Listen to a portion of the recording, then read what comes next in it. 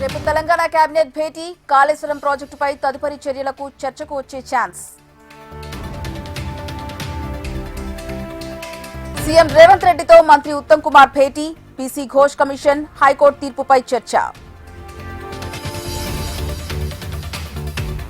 High court తీర్పుపై స్పందించిన కేటీఆర్, నేటితో కేసీఆర్ పై కుటిల ప్రయత్నాలు కూలిపోయాయని వ్యాఖ్య. మాజీ సీఎం నాదెండ్ల భాస్కర్ రావు కన్నుమూత, సంతాపం తెలిపిన సీఎం చంద్రబాబు. కాళేశ్వరం ప్రాజెక్టు అంశంలో విచారణ ఇంకా ఉందన్న ఎంపీ చామల, హరీష్ రావు అప్పుడే జబ్బలు చరుచుకోవాల్సిన అవసరం లేదని ఎద్దేవా. సీతారామ ప్రాజెక్టు కెనాల్ పనులను పరిశీలించిన మంత్రి తుమ్మల, మే నెలలోనే ప్రాజెక్టు పనులు పూర్తవ్వాలని అధికారులకు ఆదేశం. కాళేశ్వరంపై హైకోర్టు తీర్పు సాంకేతికపరమైన అంశాలకే పరిమితమవుతుందన్న మహేష్ గౌడ్, బాధ్యులైన వారు ఎప్పటికైనా శిక్ష అనుభవించాల్సిందేనని వ్యాఖ్య. ఓటుకు నోటు కేసుపై సుప్రీంకోర్టు విచారణ వాయిదా, 2 వారాల తర్వాత విచారణ చేపడతామన్న ప్రత్యేక ధర్మాసనం.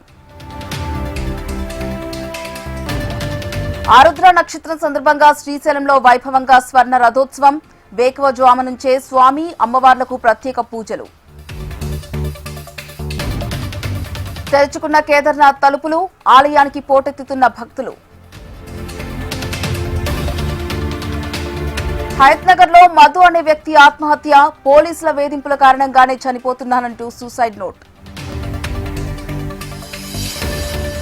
నల్గొండ జిల్లాలో అకాల వర్షాలకు తీవ్ర పంట నష్టం, ప్రభుత్వమే తమను ఆదుకోవాలంటున్న రైతులు. ఆర్టీసీ సమ్మె నేపథ్యంలో మెట్రో కీలక నిర్ణయం, మెట్రో సర్వీసుల ఫ్రీక్వెన్సీ పెంచుతున్నట్టు ఎల్ఎన్టీ వెల్లడి. ప్రకాశం జిల్లా అద్దంకిలో దండి మార్చ్ 2.0 కార్యక్రమం, ప్రభుత్వ పాఠశాలలో విద్యార్థులచే 1000 మీటర్ల జాతీయ జెండా ప్రదర్శన. టూరిస్ట్ స్పాట్ గా మావోయిస్టుల అడ్డ, కర్రెకుట్టలను పర్యాటక కేంద్రంగా మార్చేందుకు అటవీశాఖ సన్నాహాలు. పహల్గాం ఉగ్రదాడి మృతులకు కేంద్ర మంత్రి అమిత్ షా నివాళి, టెర్రరిజాన్ని పోషించే శక్తులను వదిలిపెట్టమని హెచ్చరిక. త్రిశూర్ దుర్ఘటనను రాష్ట్ర స్థాయి విపత్తుగా ప్రకటించిన కేరళ ప్రభుత్వం, మృతుల కుటుంబాలకు 14 లక్షల పరిహారం, జ్యుడిషియల్ విచారణకు ఆదేశం. తమిళనాడు అసెంబ్లీ ఎన్నికలకు సర్వం సిద్ధం, రేపు 234 అసెంబ్లీ నియోజకవర్గాలకు ఒకే విడతలో పోలింగ్. ముంబైలో రాజకీయ నాయకులకు చుక్కలు చూపించిన సామాన్య మహిళ, నడి రోడ్డుపై బీజేపీ నిరసన, రోడ్లపై రచ్చేంటంటూ మండిపాటు. తెలుగు రాష్ట్రాల్లో గరిష్ట స్థాయికి ఉష్ణోగ్రతలు, 2 రోజుల పాటు ఇదే పరిస్థితి కొనసాగుతుందన్న వాతావరణ శాఖ. ఉగ్రవాదానికి భారత్ తలొగ్గద్దన్న ప్రధాని మోదీ, పహల్గాం దాడిలో మృతి చెందిన వారికి నివాళి.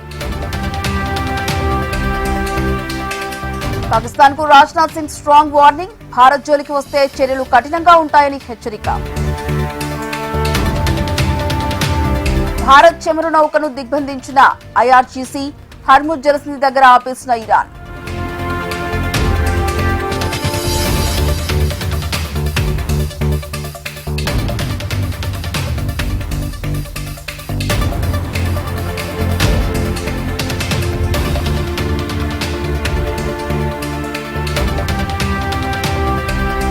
కాసేపట్లో లక్నో రాజస్థాన్ మ్యాచ్, ఏకానా స్టేడియం వేదికగా తలపడనున్న 2 జట్లు.